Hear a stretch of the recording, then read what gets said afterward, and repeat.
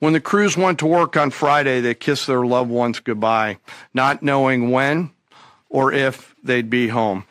Late on Saturday night, their families became aware of what was happening.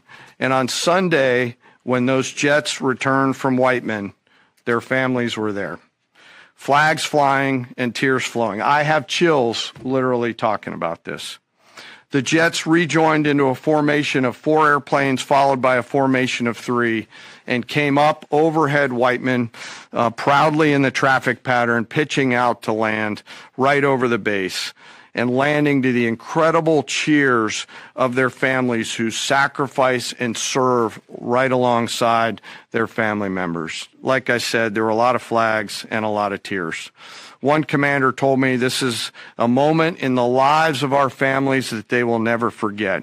That, my friends, is what America's Joint Force does. And one last thing.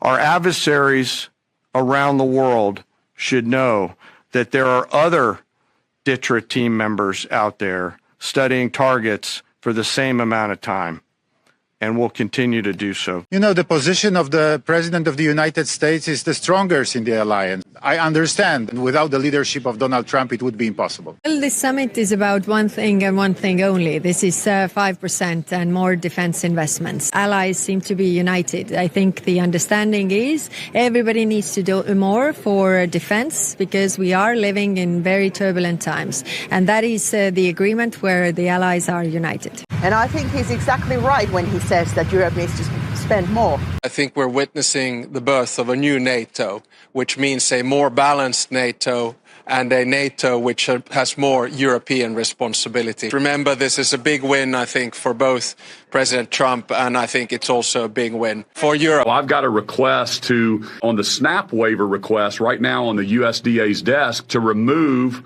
soda, confectionery foods, candy from being able to be used for SNAP benefits. So that's one thing. And then I'm signing an executive order today to make sure that the food we feed kids in schools and also prisons, any state-sponsored food, we eliminate any kind of artificial dyes. So we're excited about that. My Department of Health, I'm removing the recommendation for fluoride in the water across all the municipalities. So we're just kind of following his lead, and we're thinking about how do we make Oklahomans healthy again. And we're so excited that Secretary Kennedy is here in Oklahoma with us today.